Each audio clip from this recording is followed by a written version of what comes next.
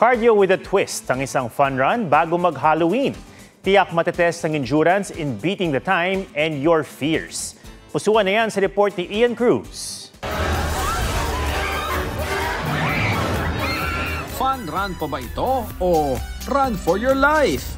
Para kasi umabot sa finish line, hindi lang mga tao ang kailangan lagpasan, pati mga zombie. Kung may tawang-tawa sa saya, meron ding mangiyak-ngiyak na sa takot. Pati nga ang angel na ito, walang kawala. Ito ang kauna-unahang zombie fun run sa Cebu City. Layunin daw ng mga organizer na maghatid ng one-of-a-kind Halloween celebration. Bawat runner may 3 flaglets na kailangang bantayan.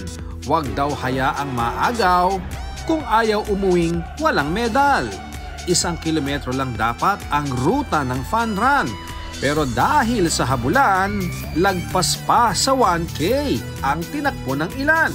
May fun run din sa San Fernando City, Pampanga. Imbes na mga karaniwang running singlet, kani-kanyang Halloween paandar din ang mga kalahok.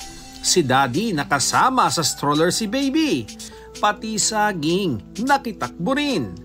Ang mga fur baby kasama rin sa fun run.